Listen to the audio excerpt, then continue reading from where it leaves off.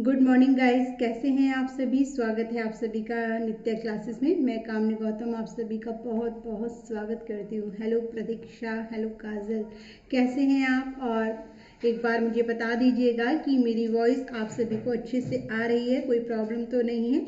तो गाइस, जैसा कि आपको थंबनेल देखकर पता चल गया होगा कि आज हम जिस टॉपिक के बारे में बात कर रहे हैं वो है आपकी संश्लेषण और विश्लेषण विधि। जी हाँ, आज हम विश्लेषण और संश्लेषण विधि के बारे में जानेंगे। बहुत ईजी है, आसानी से आप समझ जाएंगे और पूरी कोशिश की जाएगी कि आपको फिर कोई भी डाउट ना रहे इसमें। ठीक है, तो एक बार मुझे बताएं कि सब कुछ ठीक है, फिर मैं क्लास को स्टार्ट करती हूँ। और की प्रतीक्षा, मेरी वॉइस वीडियो दोनों की है, तो फिर मैं क्लास देखिएगा और समझिएगा। चलिए, तो देखिए, पहले हम बात करते हैं संश्लेषण विश्लेषण विधि। दोनों ही विधि आपकी मोस्ट इंपोर्टेंट है। आप जानते हैं कि आपके एग्जाम्स में इससे क्वेश्चंस बनते हैं। ठीक है, आप ये भी जानते हैं कि कभी भी आपसे परिभाषा नहीं पूछी जाती है, लेकिन यहाँ पर क्या है भाई, हम बात करेंगे संश्लेषण विधि है क्या और विश्लेषण। ओके, तो जो भी क्लास में आ गए हैं सभी का बहुत बहुत स्वागत। तो देखिए, संश्लेषण विधि, बार बार हमने क्या पढ़ा है कि संश्लेषण का मतलब जैसे कि आपने देखा है कि भाई चिपका देना, क्या होता है इसमें, चिपका देना, या फिर कह सकते हैं कि जोड़ना। अब कैसे, देखिए मैं आपको बताऊंगी। तो संश्लेषण विधि का जो शाब्दिक अर्थ होता है उसे हम कहते हैं इकट्ठा करना, चिपका देना या फिर जोड़ना। अब बात करें कि यहाँ पर संश्लेषण विधि का प्रयोग कैसे किया जाएगा, कैसे पहचान करेंगे कि ये संश्लेषण विधि है और कैसे पहचान करेंगे कि ये विश्लेषण विधि है। ठीक है, तो देखिए, जब बच्चे छोटे होते हैं, पहले हम समझ लेते हैं कहानी के माध्यम से। कोई भाई जब बच्चा स्कूल आता है और वो छोटा, भाई स्कूल जब बच्चा स्टार्टिंग करेगा स्कूल में आने की, तो बच्चा छोटा ही होगा। उस बच्चे के सामने जब कोई समस्या होती है तो क्या करता है भाई, अब मान लीजिए बच्चे के पास, बच्चे से बोला जाए कि बच्चा ये आपके सामने हिंदी की या इंग्लिश की कोई भी बुक है, इसे पढ़कर सुनाओ। अब बच्चा मुंह की तरफ देखता रहेगा, कैसे पढ़ूं, मुझे तो पढ़ना ही नहीं आता। ठीक है, अब भाई यहाँ पर मान लीजिए बच्चे के सामने कोई स्टोरी है, कोई भी, मान लो लोमड़ी की है या किसी की भी कहानी होती है, बच्चे से कहा बेटा पढ़ के सुनाएगा, बच्चा नहीं पढ़ेगा। क्यों? क्योंकि उसे नहीं आता है, उसने पढ़ना नहीं सीखा है। लेकिन अब उसको उसी समस्या को, यानी कि उसी पाठ को क्या है, सबसे पहले हम बच्चों को क्या बताएंगे, पहले वर्ण के बारे में बताएंगे। अब जैसे कि बच्चे को हमने बताया बेटा ये अ है, इसको ए बोला जाता है। अच्छा, अब क्या है, ये है मैं, चलो, और ये क्या है र। अब इसको जोड़कर क्या बनेगा, अमर। समझ में आया। तो जो संश्लेषण है उसमें आपने देखा यहाँ पे तो विखंडन किया, अलग अलग 3 टुकड़ों में इसको बांट दिया। ओके, ये तो कहलाएगा विश्लेषण। ओके, अब यदि हम बात करें जो इसको इकट्ठा करता है, जो उसको एक जगह जोड़ता है, जो उसे समेकित करता है, वो कहलाता है संश्लेषण। तो इतना समझ में आया, जोड़ना जो होगा वो संश्लेषण होगा, जो विखंडित करना होगा वो विश्लेषण होगा। क्लियर हुआ प्रतीक्षा, समझ में आया?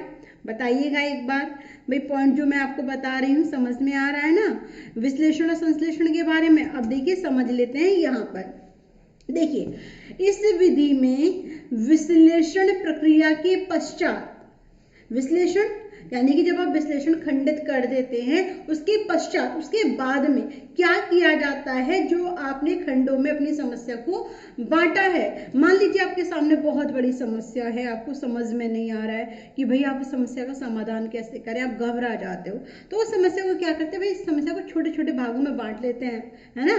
तो जब ये छोटे छोटे भागों में समस्या बट जाती है तो उस समस्या को क्या है, आप आसानी से जल्दी सॉल्व कर लेते हैं। तो छोटे छोटे भागों में बांटना क्या कहलाएगा, विश्लेषण। और जब उस समस्या का छोटे छोटे भागों में बांटने पर आपका समाधान निकल जाता है तो फिर आप उसे एक जगह फिर से दोबारा इकट्ठा कर देते हैं, तो यही कहलाता है संश्लेषण। ठीक है, तो देखिए, इस विधि में विश्लेषण प्रक्रिया के पश्चात खंडों के हलों को इकट्ठा करना क्या है भाई, इस विधि में विश्लेषण पहले क्या विखंडित किया जाता है और फिर उसको एक जगह इकट्ठा किया जाता है। ठीक है, समझ में आया? आगे देखिएगा भाई, एक बार मैं आपके कमेंट्स देख लूं प्रतीक्षा जी। ओके, चलिए आगे देखें। अब देखिए, समेकित करके नवीन निष्कर्ष का सर्जन करना। जब आप उसे इकट्ठा कर लेते हैं उस समस्या को, तो उसमें क्या है, जो आपके सामने एक नई समस्या ने जन्म लिया था उसका समाधान आपको मिल जाता है और उस समस्या का समाधान आपको मिल जाएगा। समेकित करके नवीन निष्कर्ष का सर्जन करना। ठीक है, आगे देखें, विश्लेषण तथा संश्लेषण विधि एक दूसरे के पूरक होती है। भाई एक दूसरे से अलग है, एक में छोटे छोटे भागों में बांटती है, जगह इकट्ठा किया जाता है। तो विश्लेषण तथा संश्लेषण विधि एक दूसरे के पूरक होती है। विश्लेषण कर लेने के पश्चात ही संश्लेषण कार्य होता है, यानी कि पहले बच्चा विश्लेषण को करेगा और बाद में संश्लेषण को करेगा। समझ में आया भाई? समझ में आया या नहीं आया? तो यहाँ पर आपसे पूछा जाता है कि वह कौन सी विधि है जो ज्ञात से अज्ञात की ओर चलती है ना? वह कौन सी विधि है जिसमें समस्या का जो निष्कर्ष है उसमें अधिक समय लगता है? तो आप सभी को इसके बारे में मैं आपको एक एक पॉइंट समझाऊंगी, बस पहले आप इसको समझ लें। समझ में आया? पहले विश्लेषण होगा और बाद में संश्लेषण होगा। ठीक है, आगे देखिए, क्लियर है? इतना समझ में आ रहा है प्रतीक्षा जी? चलिए, शाबाश, बहुत बढ़िया। आगे देखिएगा, अब हम बात करते हैं एक मोस्ट इंपोर्टेंट डेफिनेशन जो आपके एग्जाम में पूछी जाती है और पूछी गई भी है, प्रोफेसर युंग के अनुसार। अब प्रोफेसर युंग ने क्या कहा है कि बात करें संश्लेषण विधि पर, इन्होंने बहुत ही महत्वपूर्ण अपनी परिभाषा को रखा है कि संश्लेषण विधि में यह सूखी घास में से तिनका निकालना।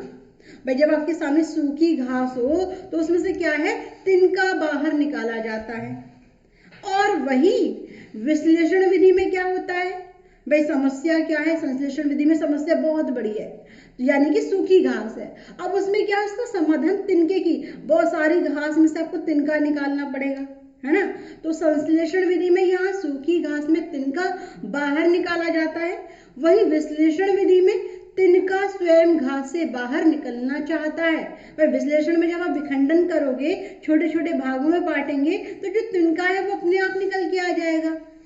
ठीक है, तो ये आपकी बहुत ही महत्वपूर्ण है। ये डेफिनेशन ज्यादा नहीं है आपके सामने, लेकिन जो भी है उसको आप याद कीजिए। संश्लेषण विधि में क्या होता है, यहाँ सूखी घास से तिनका बाहर निकाला जाता है, और जबकि विश्लेषण विधि में जो तिनका है वो स्वयं बाहर निकलना चाहता है। ठीक है, समझ में आया? दिक्कत कोई भी? चले आगे, तो देखिएगा और समझिएगा। अब हम यहाँ पर बात करेंगे, पूछा जा सकता है कि संश्लेषण विधि किसे कहते हैं, भाई बताइए। तो संश्लेषण विधि के सूत्र बहुत ज्यादा पूछे जाते हैं कि बताइए वह कौन सी विधि है जिसमें ज्ञात से अज्ञात की ओर चलते हैं। ये तो आपको पता होना चाहिए। ज्ञात यानी कि जो हमें आता है।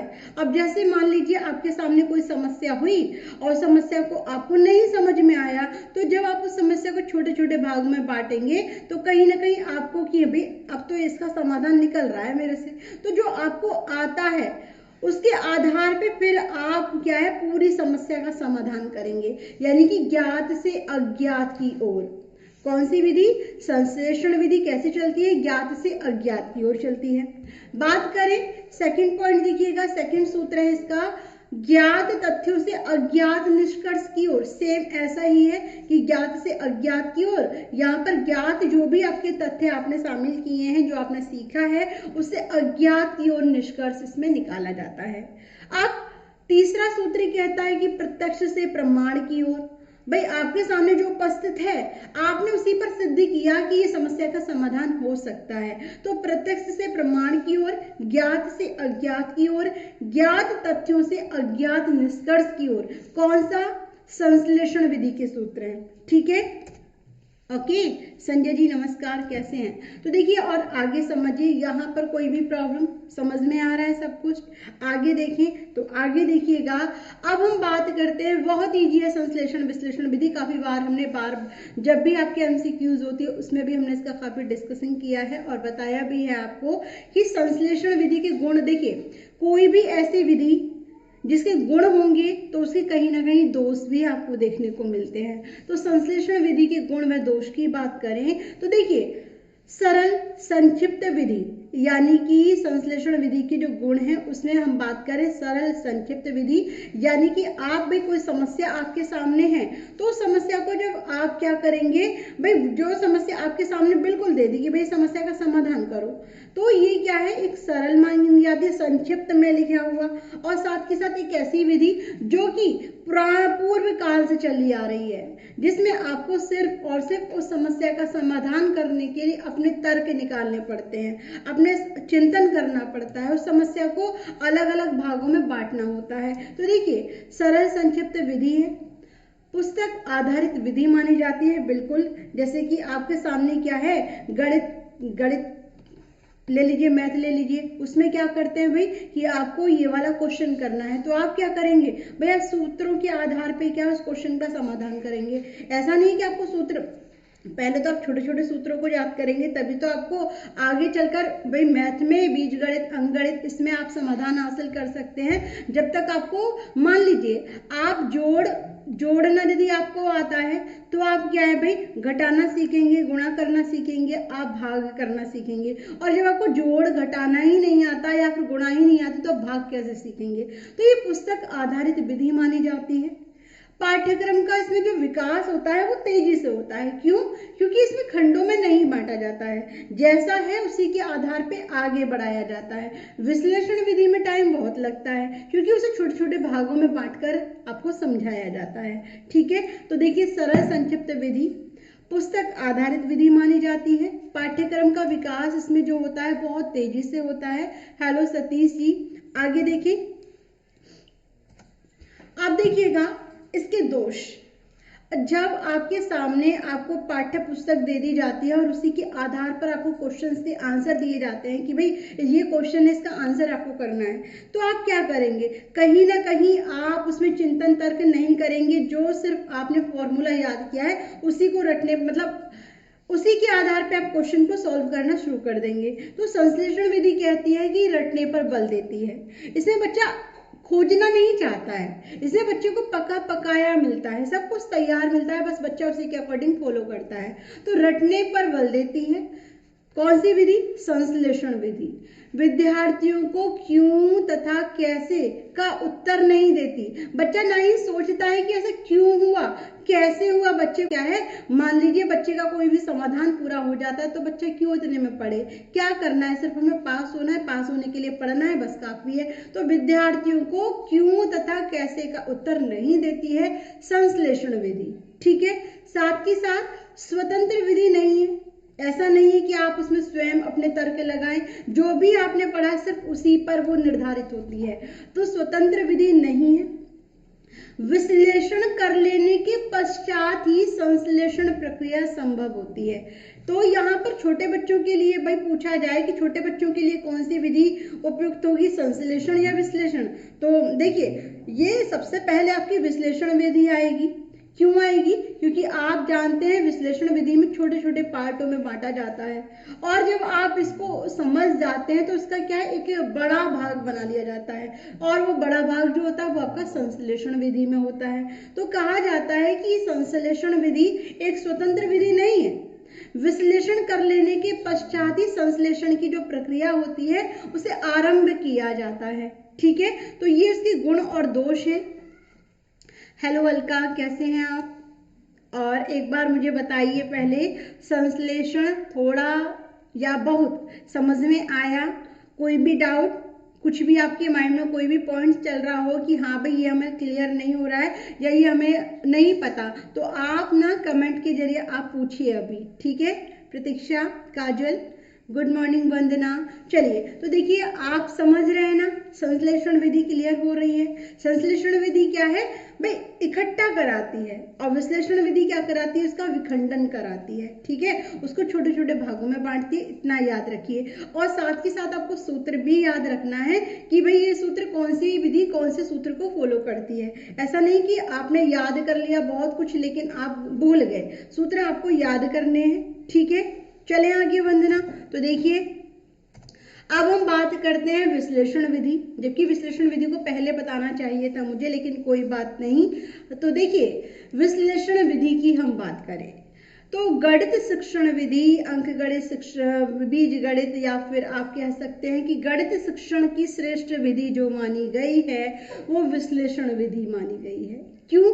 क्योंकि इसमें किसी जटिल समस्या का हल उसके छोटे छोटे खंडों में बांटकर उसको क्या है, हल किया जाता है। उससे हल ज्ञात करने से मतलब उसको क्या है, छोटे छोटे भागों में विभाजित करके उसका समाधान किया जाता है। किसमें? विश्लेषण विधि में। अब वहां पर हमने देखा कि संश्लेषण विधि का जो अर्थ है वो है समेकित करना, जोड़ना, चिपकाना, ठीक है। अब लेकिन विश्लेषण विधि का क्या हो जाएगा? खंडित करना, खंड करना। ओके, तो आपको इसका अर्थ याद होना चाहिए। समझ में आया? तो देखिएगा आगे, चलिए आप देखिएगा और समझिए कि इस विधि में बालक अपनी मानसिक शक्ति, भाई यहाँ पे मानसिक शक्ति का बच्चा बहुत अधिक प्रयोग करता है। ऐसा क्यों, कैसे, किस लिए हुआ? तो देखिए, इस विधि में बालक अपनी मानसिक शक्तियों जैसे तर्क, चिंतन का प्रयोग, भाई तर्क करता है, चिंतन करता है, किसी भी समस्या का समाधान करने की कोशिश करता है, स्वयं किसी कार्य को करने की कोशिश करता है, जिज्ञासु बनता है। तो देखिए, चिंतन का प्रयोग करके समस्या समाधान तक पहुंचता है। वह समस्या के हल में क्यों तथा कैसे जैसे तार्किक प्रश्नों की सहायता लेता है कि ऐसा क्यों हुआ, कैसे हुआ, ऐसे कैसे हो जाएगा। तो बच्चे के मन में बहुत सारे विचार आते हैं, ठीक है। तो देखिएगा यहाँ पर, भाई मान लीजिए कोई मैकेनिक एक या कोई इंजीनियर एक गाड़ी तैयार करता है, ठीक है। तो गाड़ी, संपूर्ण गाड़ी जब बन जाती है तो ये क्या है, आपकी संश्लेषण। लेकिन जब कोई स्टार्टिंग करता है तो उसके माइंड में बहुत सारी बातें आती हैं कि भाई यहाँ पे ये टायर कैसे लगाए, इसमें ब्रेक कैसे लगा। तो वो क्या हो जाएगा, जब वो एक एक चीज को सीखेगा तो वो क्या कहलाएगा, उसका विखंडन यानी कि विश्लेषण, ठीक है। तभी तो भाई अब यहाँ पर उसको मान लीजिए गाड़ी, पूरी की गाड़ी आपके सामने तैयार है तो आप इतना ध्यान नहीं देंगे। आपको क्या है कि भाई बस मुझे चलानी आ जाए, वो ही काफी है। लेकिन जब बात करते हैं कि गाड़ी कैसे बनाई जाए तो आपके सामने बहुत सारे तर्क होंगे, आप जिज्ञासु होंगे कि ऐसा कैसे होगा, ये यहाँ पर क्यों लगाया गया है, किस लिए लगाया गया है। तो बस इसीलिए कहा जाता है कि चिंतन का प्रयोग करके समस्या समाधान तक पहुंचता है। वह समस्या के हल में क्यों तथा कैसे जैसे तार्किक प्रश्नों की सहायता लेता है, ठीक है। अब आगे देखिएगा, विश्लेषण विधि। विश्लेषण विधि बीजगणित की समीकरणों के हल करने में सहायता प्रदान करती है। रेखा गणित की प्रमेय को सिद्ध करने के लिए श्रेष्ठ विधि मानी गई है। कौन सी? विश्लेषण विधि। यानी कि जो गणित है, गणित के लिए एक सर्वोत्तम विधि मानी जाती है, ठीक है। वही बताइएगा एक बार, वंदना, संजय और प्रतीक्षा, क्लियर हो रहा है? एक बार बताइएगा। चलिए तो देखिए और समझिए। आगे देखिए, ये कोई भी यहाँ पे दिक्कत, अभी मैं आपको थोड़ा बहुत अंतर भी इसमें बताऊंगी कि अंतर से आप कैसे समझेंगे। जब एक साथ आपको अंतर मिलेगा तो आपको क्लियर और अच्छे से हो जाएगा, ठीक है। आगे देखिए, अब हम बात करते हैं कि जो हमने वहां पर पढ़ा था संश्लेषण विधि में कि उसमें क्या था, जो ज्ञात होता है उसे अज्ञात की ओर चला जाता है। लेकिन ये शिक्षण सूत्र जो है वो बिल्कुल अलग है, उसके अपोजिट है। कैसे? कि अज्ञात से ज्ञात की ओर। जो आपको नहीं आता उसी के आधार पर पहले आप उसे सीखेंगे, फिर उसके बाद जब आप उसे सीख लेंगे तो आपको आगे वाला जो रास्ता होगा वो आसान हो जाएगा, या आपके सामने जो समस्या होगी वो इजी हो जाएगी। यानी कि अज्ञात से ज्ञात की ओर चलती है। और यहाँ पे जो निष्कर्ष निकलेगा वो भी सेम ही निकलेगा कि अज्ञात निष्कर्ष से ज्ञात तथ्यों की ओर, ठीक है।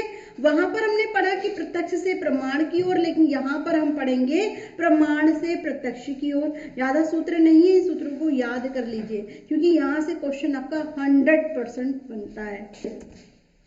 तो देखिए, हेलो गौरव, देखिएगा अब यहां पर हम बात करेंगे, एक सेकंड, देखिए विश्लेषण विधि के कुछ सोपान हैं जो आपसे पूछे जाते हैं। तो देखिए विश्लेषण विधि के क्या सोपान है समझ लेते हैं। तो यहाँ पर सबसे पहले क्या है कि सबसे पहले कहा जाता है कि समस्या का प्रस्तुत होना बहुत जरूरी है, यानी कि समस्या की प्रस्तुति। मान लीजिए कोई आपके सामने समस्या है, तो समस्या का समाधान करने के लिए ही आप तर्क करेंगे, आप जिज्ञासु होंगे। और सबसे बड़ी बात, वो समस्या आपके उद्देश्य में शामिल हो, आपका एम हो, तभी आप उसमें इतने जिज्ञासु दिखेंगे। तो देखिए समस्या की प्रस्तुति का होना, कोई समस्या आपके सामने है तो तभी आप उसके समाधान करने की कोशिश करेंगे, तभी आप जिज्ञासु बनेंगे, तभी आप उस पर चिंतन करेंगे। दूसरा पॉइंट कहता है कि समस्या की अनुभूति करना, कि समस्या क्या है, इसको समाधान में कैसे लाया जा सकता है, कौन कौन से तरीके अपनाए जा सकते हैं। मान लीजिए समस्या कुछ ज्यादा ही बड़ी है, तो आप क्या करते हैं, समस्या का विश्लेषण करते हैं, यानी कि उस समस्या को छोटे छोटे पार्ट्स में, जैसा कि मैंने आपको स्टार्टिंग में बताया, उसे बांट लेते हैं। और जब समस्या आपके छोटे छोटे खंडों में बट जाती है तो वो समस्या का समाधान थोड़ा इजी बन जाता है, उसको आप आसानी से कर लेते हैं। ठीक है, देखिए प्रत्येक खंड का क्रमबद्ध रूप से हल करना, यानी कि जब जैसे जैसे आपने उसको छोटे छोटे भागों में बांटा है, उसी क्रम से आप उसका समाधान करेंगे तो वो समस्या आपके लिए क्या है, आसान हो जाएगी। उसे आप आसानी से, जैसे आपने गणित में देखा होगा, गणित में आप छोटे छोटे पार्ट्स में अपने क्या है भाई फॉर्मूलों का यूज करके आप उस क्वेश्चन को सॉल्व करते हैं कि इससे हो जाएगा, इस ट्रिक से हो जाएगा। तो आप वो सारे नियम अपनाते हैं और फिर उसके बाद क्या है, उस क्वेश्चन को पूरा सॉल्व करते हैं, क्रमबद्ध रूप से हल किया जाता है। ठीक है, तो ये इसके सोपान है। हेलो देवदत्त जी, कैसे हैं? आगे देखिए, अब हम बात करेंगे क्या, अब हम बात करेंगे इसके गुण व दोष। जैसा कि हमने क्या है भाई अभी संश्लेषण विधि में भी पढ़ा, तो विश्लेषण विधि में भी देखते हैं कि यहाँ पर इसके गुण दोष क्या होने चाहिए। तो देखिए, अब आपसे पूछा जा सकता है कि विश्लेषण विधि मनोवैज्ञानिक है या फिर संश्लेषण विधि। तो जहां पर आपको कुछ भी करने की आवश्यकता नहीं होती, उसे मनोवैज्ञानिक की मतलब मनोवैज्ञानिक कम समझा जाता है। मनोवैज्ञानिक विधि कौन सी विधि होती है, जिसमें आप स्वयं जिज्ञासु बने, स्वयं उस कार्य को पूरा करें। तो विश्लेषण विधि की बात करें तो इसमें बच्चा स्वयं जिज्ञासु होता है, तो इसी के आधार पे कहा गया है कि विश्लेषण विधि है ना एक मनोवैज्ञानिक विधि है। ठीक है, अमनोवैज्ञानिक संश्लेषण है, उसमें तो जैसा आपको दिया गया है कि मान लीजिए राम के 2 बेटे थे, तो 2 ही मान लिए। अब 2 क्यों थे, कैसे थे, कहां से हमें पता चलेगा, ये आपको क्या है सिर्फ और सिर्फ विश्लेषण ही बताता है, संश्लेषण नहीं बताता है। तो मनोवैज्ञानिक विधि मानसिक शक्तियों, तर्क चिंतन का विकास करती है, यानी कि जो हमारी विश्लेषण विधि है वो हमारी मानसिक शक्तियों का, तर्क का, इन सब का विकास करती है। प्राप्त ज्ञान जो होता है ना, जब हम स्वयं किसी कार्य को खोजते हैं, स्वयं किसी कार्य को पूरा करते हैं, तो वो ज्ञान हमारा क्या है, स्थायी रहता है, हमेशा बना रहता है। तो प्राप्त ज्ञान जो होता है इसमें स्थायी माना गया है, किसमें, विश्लेषण विधि में। ठीक है, आगे देखिए, विद्यार्थियों को सक्रिय रखती है, क्योंकि यहाँ पर बच्चा स्वयं उस कार्य को खोजता है, उस समस्या को खोजता है, तो उसमें क्या है, बच्चा एक्टिव रहता है। तो विद्यार्थियों को सक्रिय रखती है तथा समस्या का हल स्वयं करने पर बल देती है। भाई जब बच्चा सक्रिय रहेगा तो कहीं ना कहीं बच्चा स्वयं किसी का उस कार्य को पूरा कर रहा है, तभी इतना सक्रिय है। ठीक है, अब देखिए, माध्यमिक स्तर के लिए यह श्रेष्ठ विधि मानी गई है। भाई मान लीजिए छोटे बच्चे होते हैं, छोटे बच्चों को इतना नहीं आता है कि समस्या का समाधान कैसे किया जाए, लेकिन जब बच्चे थोड़े से बड़े हो जाते हैं तो बच्चों को समस्या का समाधान करने में क्या है, वो स्वयं कार्य करने के लिए कोशिश करते हैं। तो कहा जाता है कि विश्लेषण विधि माध्यमिक स्तर के लिए एक सर्वोत्तम विधि मानी गई है। तो ये इसके गुण है, ज्यादा नहीं है, आसानी से आपको याद हो जाएंगे, ये समझ में आ जाएंगे। ठीक है वंदना, चलिए आगे देखिए नेक्स्ट। अब हम बात करते हैं छोटे छोटे से आपके 2-3 पॉइंट्स है, बस इनको अच्छे से याद कर ले तो अपने आप में संश्लेषण विश्लेषण कंप्लीट होता है। कि लंबी विधि, भाई जब आप किसी कार्य को खोजेंगे उसमें से आप छोटी छोटी बातों को निकालेंगे कि भाई मुझे कैसे भी ये पेड़ क्यों बना, इसकी जड़ कैसी है, इसमें से तना क्या है, पत्ती का स्वाद कैसा, फल कैसा आता है, क्यों आता है, तो ये आप सबके बारे में जानेंगे तो प्रोसेस लंबा होगा। तो लंबी विधि मानी जाती है। समय व परिश्रम अधिक लगता है। भाई इसमें समय अधिक लगेगा क्योंकि बच्चा यहाँ पर पूरी तरह से संतुष्ट होना चाहता है। ठीक है। पाठ्यक्रम का विकास जो होता है वो देरी से होता है। भाई पाठ्यक्रम क्या है, उसमें समय लगता है।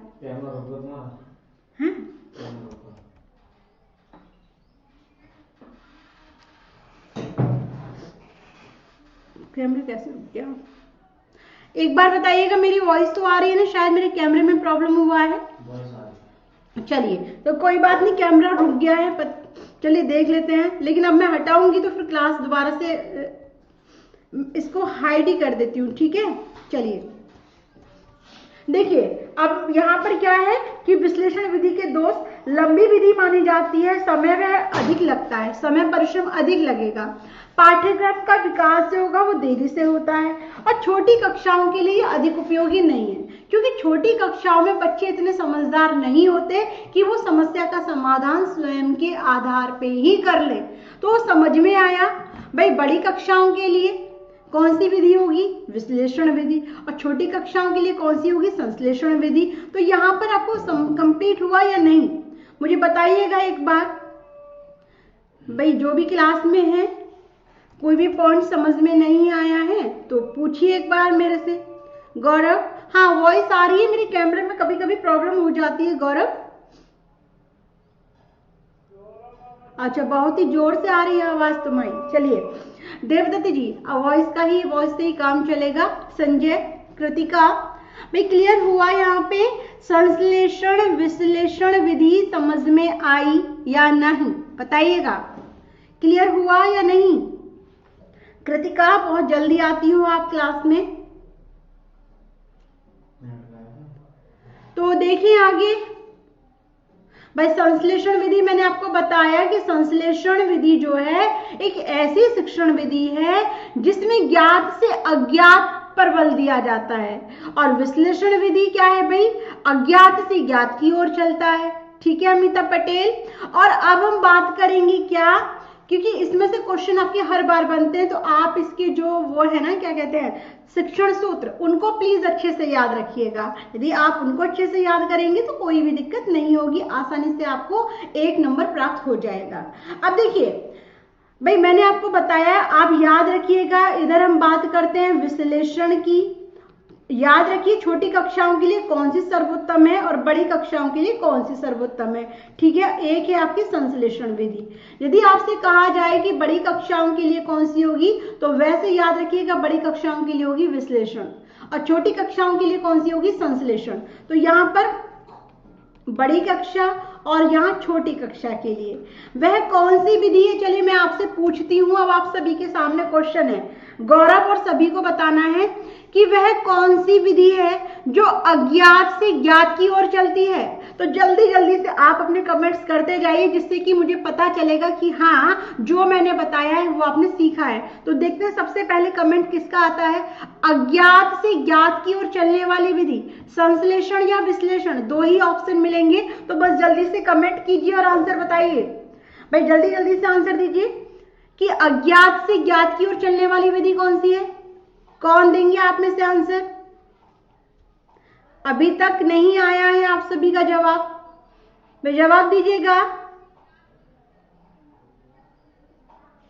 तो यहां पर देखिए अब मुझे मिला है कि अज्ञात से ज्ञात की ओर विश्लेषण होती है। भाई जल्दी जल्दी से बताइएगा विश्लेषण विश्लेषण विश्लेषण, शाबाश। इस विधि में क्या होता है, अज्ञात से ज्ञात की ओर चलती है विश्लेषण विधि। तो आपको संश्लेषण विधि अपने आप में समझ में आ जाएगी कि यह विधि ज्ञात से अज्ञात की ओर चलेगी। चलिए दूसरा क्वेश्चन आप सभी के सामने। भाई दूसरा क्वेश्चन क्या है कि वह कौन सी विधि है जिस विधि द्वारा समस्या के निष्कर्ष तक पहुंचने में कम समय लगता है। वह कौन सी विधि है जिसमें समस्या के निष्कर्ष तक पहुंचने में कम समय लगता है। तो जल्दी से बताइएगा संश्लेषण या विश्लेषण। प्रतीक्षा, वह कौन सी विधि है जिसमें समस्या के निष्कर्ष तक पहुंचने में कम समय लगता है? संश्लेषण होगी या विश्लेषण होगी? तो जल्दी से मुझे बताइएगा। देखिए क्या आंसर मिलता है आप सभी का। तो यहां पर अभी मिला है मुझे पहले क्वेश्चन का आंसर, दूसरे क्वेश्चन का आंसर नहीं मिला है। वह कौन सी विधि है जिसमें क्या है, जिसमें समस्या के निष्कर्ष में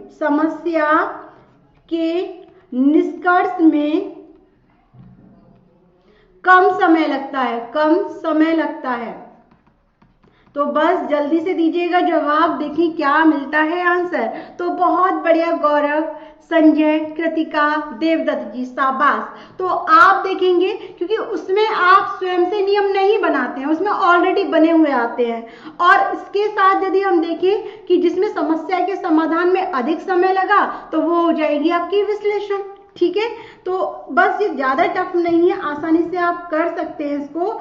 एक क्वेश्चन और आप सभी के सामने, जल्दी से दीजिएगा जवाब। तो बताइएगा कौन सी विधि है जो बालकों को खोज करने के अवसर प्रदान कराती है? वह कौन सी विधि है जो बालकों को खोज करने के अवसर प्रदान कराती है? विश्लेषण विधि या संश्लेषण विधि? तो जल्दी से बताइएगा वह कौन सी विधि है जो खोज के लिए अवसर देती है? तो आंसर दीजिएगा।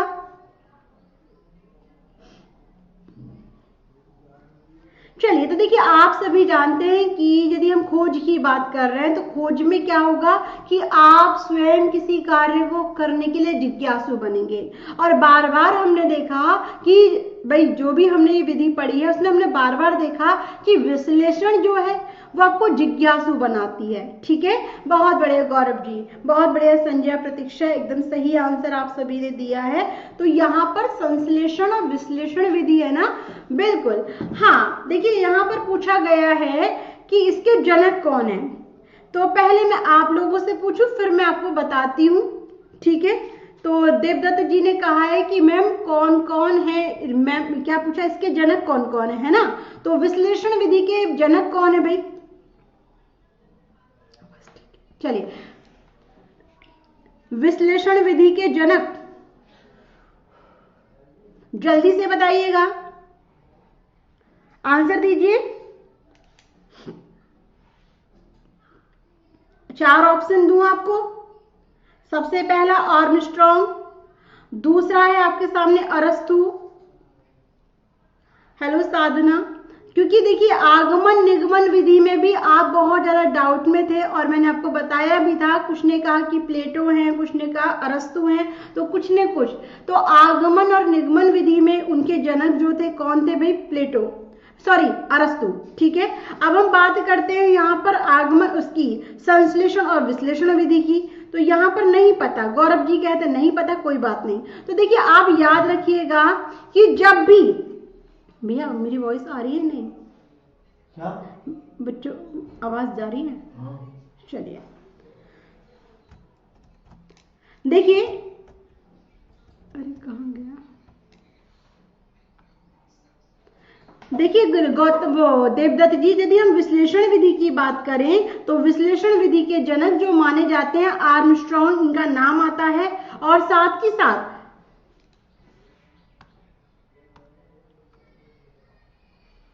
कैसे हो रहा है क्या, आवाज आ रही? नहीं, बच्चों के कमेंट्स भी नहीं आ रहे, ये रुका पड़ा है यहाँ से। कमेंट आ तो रही है, बहुत चल रही है बात, देखना जरा।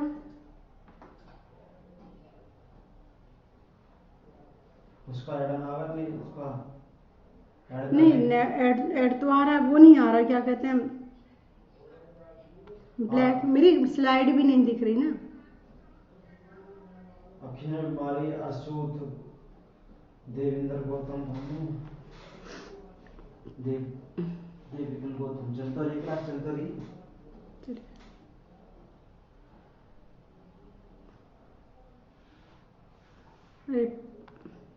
गोल गोल सर्कल सा घूम रहा है इसलिए कह रही हूँ। तो क्लास चल रही तो पढ़ाने जाओ ना मैम, आवाज आ रही है, हम बोल भी रहे हैं बच्चे।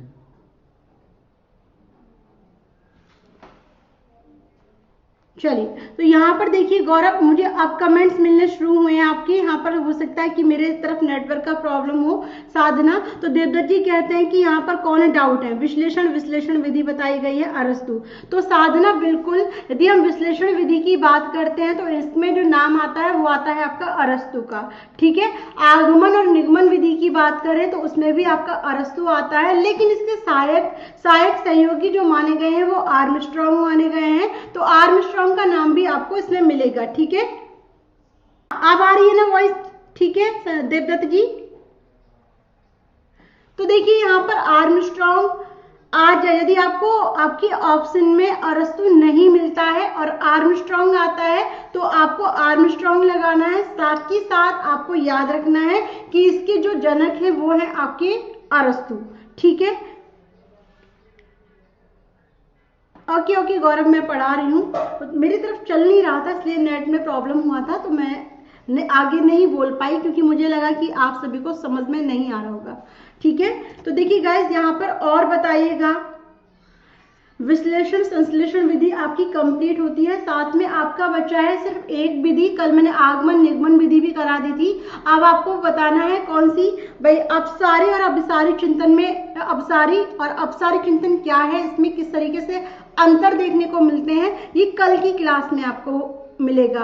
और हाँ, उसके बाद आपको इन तीनों चारों विधियों में से एमसीक्यूज मिलेगी नेक्स्ट डे, यानी कि परसों की क्लास में। ठीक है, तो कल आपका जो होगा ना वो उसमें अपसारी और अभिसारी इन दोनों चिंतन को दूर किया जाएगा। ये दोनों जो आपको समझ में कभी कभी नहीं आते हैं, डाउट में ले आते हैं, हालांकि आप सभी जानते हैं कि बंद रूप क्या है, खुला रूप क्या है, लेकिन उसके अलग भी इसके शिक्षण सूत्र भी हैं। शिक्षा में कैसे इसको निर्धारित किया गया है ये जानना भी बहुत जरूरी है, तो वो कल की क्लास में बताया जाएगा।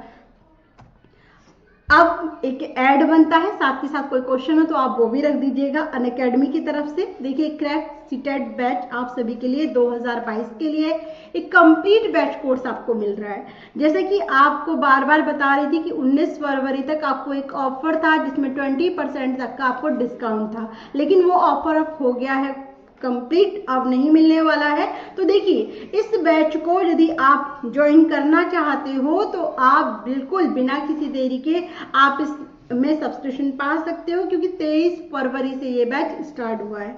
बात करें तो 10% का डिस्काउंट आपको मिलेगा, 6 मंथ का, 12 मंथ का, 3 मंथ का, आप कितने भी मंथ का सब्सक्रिप्शन ले सकते हैं। और आप चाहते हैं ललित सर से लेना तो LKR लाइव सर का रेफरल कोड है, इस कोड के जरिए 10% का आपको डिस्काउंट मिलेगा। अब देखते हैं आपके क्वेश्चन। ठीक है मैम, स्लाइड पर क्रैक सीटेट 2022, हाँ अब वो अलका जी यहाँ पर ना रुक गई थी, नेट की वजह से दिक्कत हो रही थी। ठीक है, तो ओके देवदत्त जी, तो देखिएगा गाइस, प्लीज आप डेली क्लास में आए और कल की क्लास में यदि आपको कोई भी डाउट हो तो आप पहले से तैयार करके लाइएगा। कल हम देखेंगे अभिसारी और अपसारी चिंतन। ठीक है, तो आज की क्लास होती है कंप्लीट, और आज की क्लास में भी कोई आपको डाउट हो जो लास्ट में आए हैं तो वो कल की क्लास में क्लियर करा सकते हैं। ऐसा नहीं कि मैंने आज पढ़ा दिया तो आज ही मैं आपको बताऊंगी, कल नहीं बताऊंगी, ऐसा कुछ नहीं है। तो कल भी आप मुझसे कुछ भी पूछ सकते हैं जिसमें आपको डाउट लगे। ठीक है, तो मिलते हैं कल और 11 बजे और आज शाम 3 बजे लेट्स क्रैक टीटी पर। थैंक यू सो मच आप सभी के जुड़ने के लिए, अच्छे से समझने के लिए, और क्लास अच्छी